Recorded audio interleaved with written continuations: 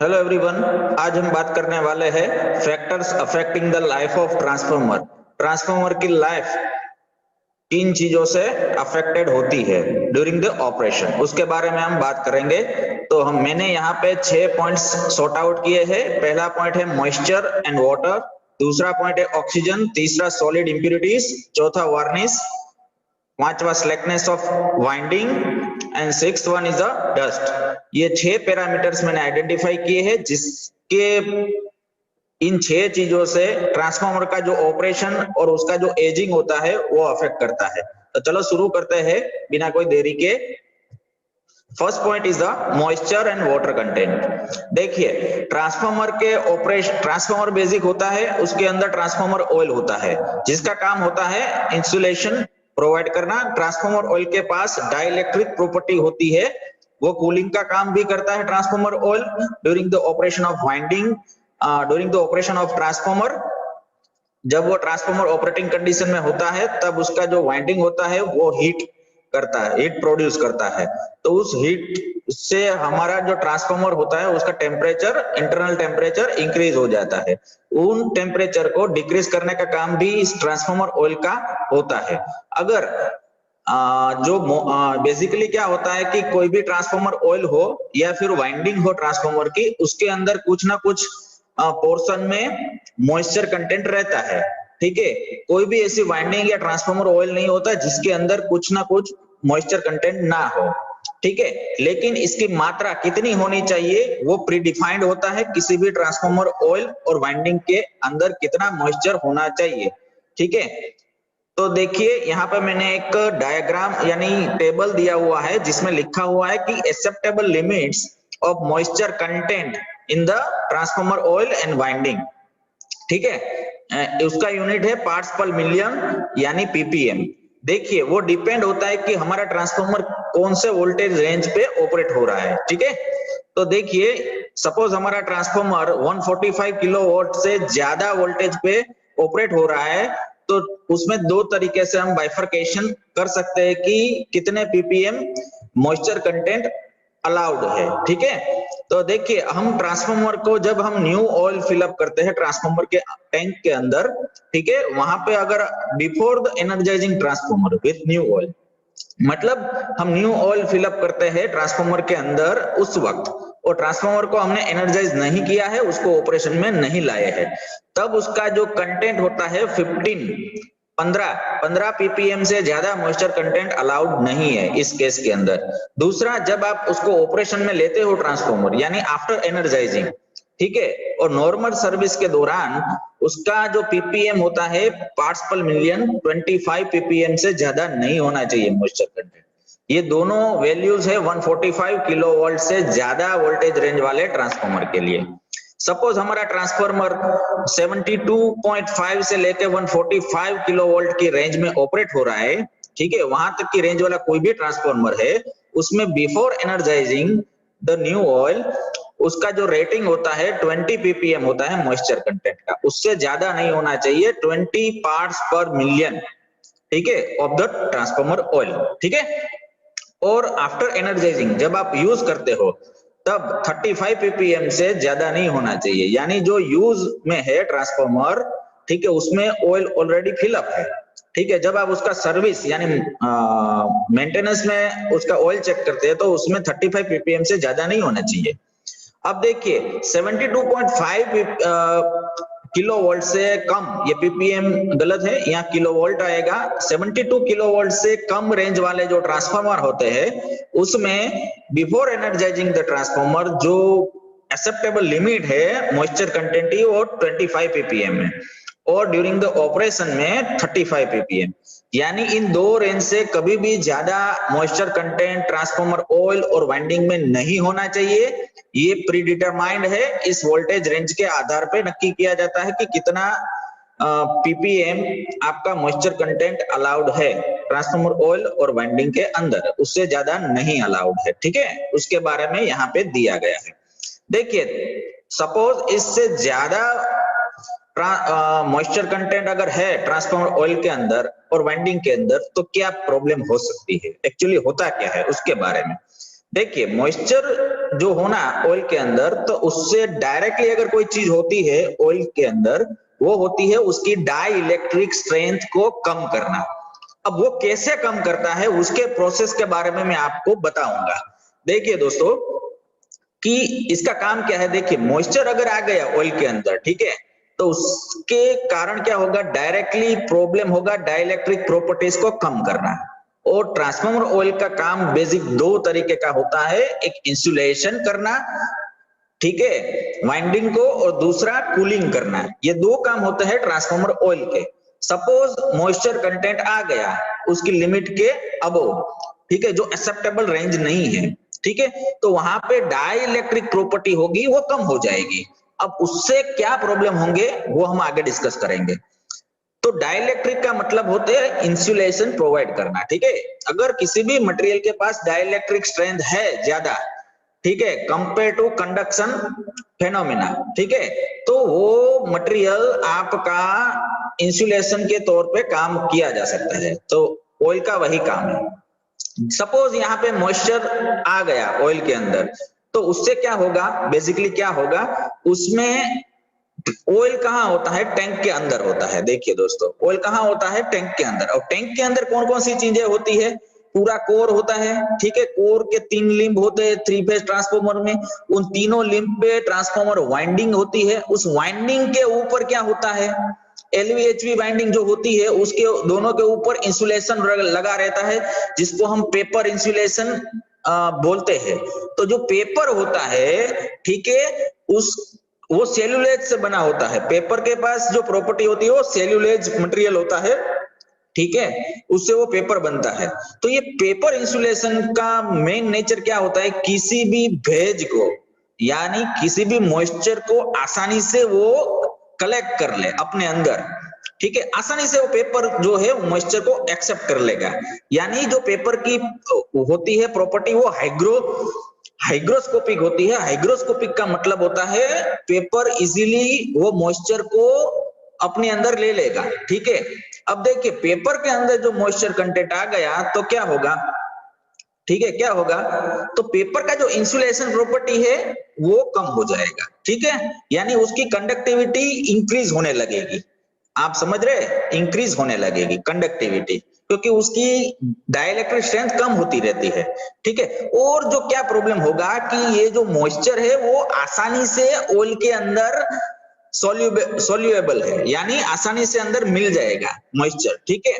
और वो क्या काम करेगा, वो एक ऑक्सीडेशन प्रोसेस करेगा। जब आपका ट्रांसफार्मर ऑपरेटिंग कंडीशन में है, तब अगर ऑयल के अंदर मॉइस्चर कंटेंट आ गया है तो क्या होगा, तो होगा ये कि ऑक्सीडेशन प्रोसेस होगा। और oxidation process during the transformer operation होता है। अब देखिए ऑक्सीडेशन होने से क्या होगा, ऑक्सीडेशन प्रोसेस जब होगा तब आपके एसिड्स फॉर्मेशन होंगे, ऑयल के अंदर एसिड्स प्रोड्यूस होगा। अब इस ऑयल के कारण क्या होगा, एसिडिक ऑयल के कारण, एसिडिक प्रॉपर्टी ऑफ ऑयल के कारण क्या होगा कि जो मॉइस्चर था वो ज्यादा से ज्यादा वो सोल्यूएबल बन जाएगा, यानी उसकी प्रॉपर्टी सोल्यूएबल जो है वो डबल सोल्यूएबल हो जाएगी और ज्यादा से ज्यादा मॉइस्चर ऑयल के अंदर घुल जाएगा because of this acidic property, ठीक है, और ज्यादा से ज्यादा एसिडिक बन जाएगा, ठीक है, जो प्रॉपर ऑयल है उसका नेचर एसिडिक बन जाएगा। अब क्या होगा उसके कारण, ठीक है, एसिडिक प्रॉब्लम के कारण क्या होगा कि वो ऑयल होता है उसकी प्रॉपर्टी को डिटोरिएट कर देगा। यानी ऑयल जो होता है जिसका काम होता है कूलिंग एंड इंसुलेशन, तो यहाँ पे इंसुलेशन को फोकस किया गया है कि जो ऑयल इंसुलेट उसकी डाइलेक्ट्रिक स्ट्रेंथ थी वो बहुत कम होती जाएगी, क्योंकि यहाँ पे एसिडिक प्रॉपर्टी इंक्रीज हो रही है। उसके कारण जब अब कम होती जाएगी, उसकी एसिडिक प्रॉपर्टी इंक्रीज होने से उसकी डाइलेक्ट्रिक स्ट्रेंथ कम होती जाएगी। अब डाइलेक्ट्रिक स्ट्रेंथ कम होती जाएगी तो उसका डिटोरिएशन नक्की है, ठीक है, rate of deterioration of oil will increase, okay. उसके कारण क्या होता है वो भी हम देखेंगे। उसके कारण क्या होता है कि जो पेपर इंसुलेशन रहता है वो उस एसिडिक के कारण, एसिडिक ऑयल के कारण क्या होता है कि वो डिटोरिएट होने लगता है पेपर इंसुलेशन, और उसका जो सेल्यूलेज होता है पेपर का वो ऑयल के अंदर मिक्स हो जाएगा। क्या हो जाएगा, उसका जो सेल्यूलेज होता है पेपर का वो ऑयल के एसिडिक ऑयल के अंदर मिक्स हो जाएगा। अब वो एसिडिक ऑयल के अंदर मिक्स होने से क्या होगा, एक स्लज क्रिएट होगा, यानी एक बोलते हैं ना स्लरी जैसा घट्ट प्रवाही, यानी वो डार्क लिक्विड क्रिएट होगा जिसको हम स्लज बोलते हैं। ठीक है, तो ये स्लज के कारण क्या होगा कि आपका ट्रांसफॉर्मर पूरा का पूरा फेल हो सकता है।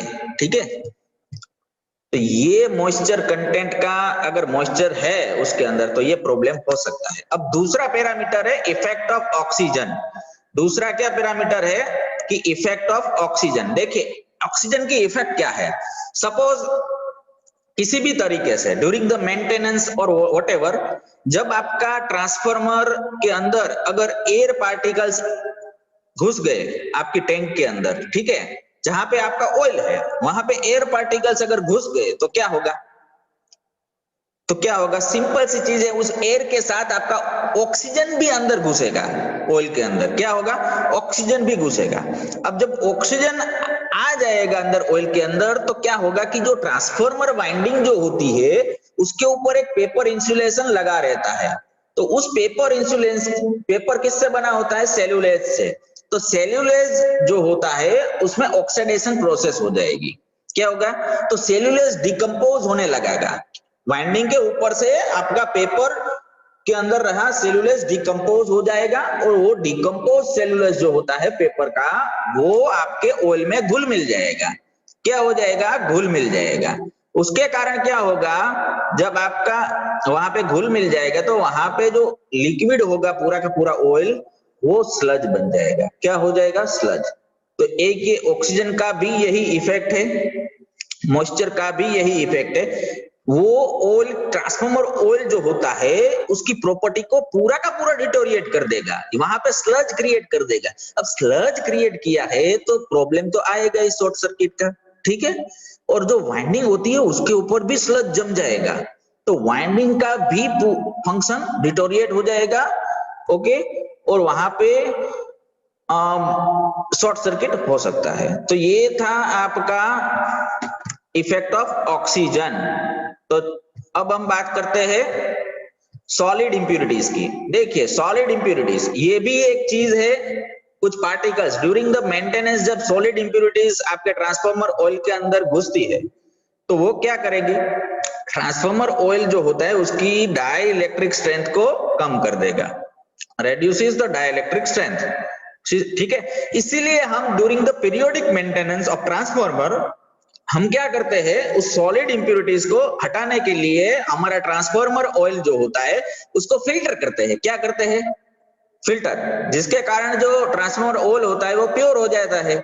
उसके कारण उसकी डाइलेक्ट्रिक स्ट्रेंथ जो कम हो चुकी होती है because of this solid impurities वो इंप्रूव हो जाएगी वापिस।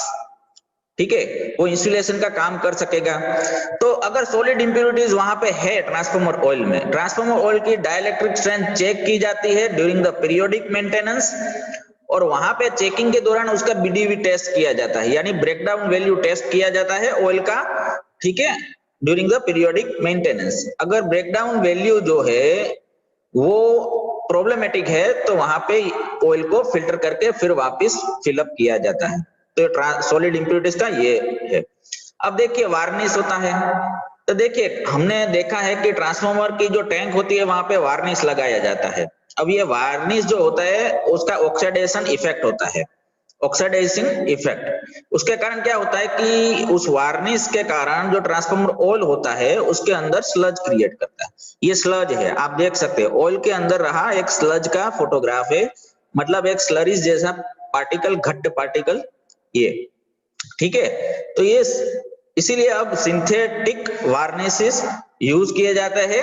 ठीक है, जिसके कारण वो आसानी से स्लज क्रिएट ना कर पाए ऑयल के अंदर, तो ये वार्निश है।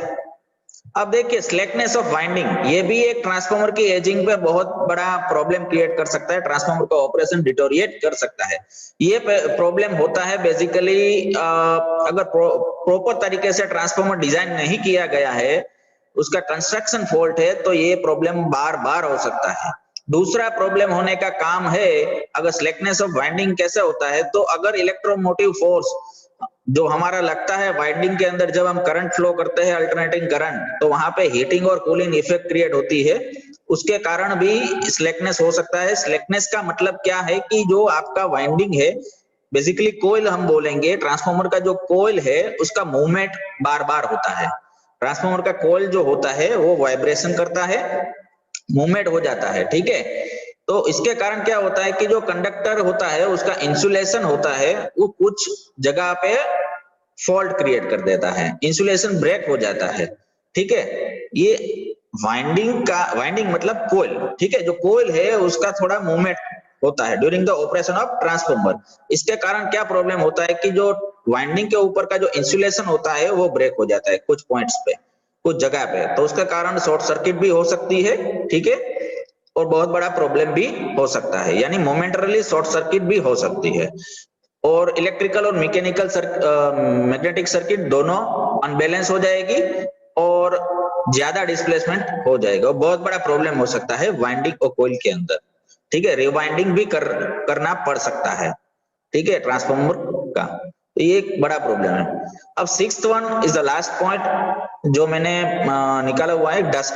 अब डस्ट है वो ऑटोमेटिक नहीं आती है ट्रांसफार्मर के अंदर, कहीं भी मैन्युफैक्चरिंग के दौरान भी डस्ट नहीं आती है, इतना ख्याल रखा जाता है ट्रांसफार्मर का, लेकिन ड्यूरिंग द मेंटेनेंस ये पॉसिबिलिटी है कि वहां पर डस्ट पार्टिकल आ जाए ट्रांसफार्मर के अंदर, कोयल के अंदर, ठीक है, ड्यूरिंग द मेंटेनेंस और ओवरऑलिंग ऑफ द ट्रांसफार्मर, ठीक है। उसके कारण भी स्लज प्रोड्यूस होता है, डाइलेक्ट्रिक स्ट्रेंथ कम होती है, शॉर्ट सर्किट हो सकता है, ये सारे प्रॉब्लम ट्रांसफार्मर का अंदर हो सकता है ड्यूरिंग द ऑपरेशन। तो ये जो चीज 6 पैरामीटर हमने डिस्कस किए, ये बेसिकली आपके ट्रांसफार्मर की लाइफ को अफेक्ट करते हैं, यानी एजिंग, जिसको हम बोलते हैं एजिंग ऑफ द ट्रांसफार्मर। अगर ये 6 प्रॉब्लम को हमने टाइम सर समय रहते सॉल्व नहीं किए ड्यूरिंग द मेंटेनेंस प्रोसीजर्स, तो बहुत बड़ा प्रॉब्लम क्रिएट कर सकते हैं, ठीक है।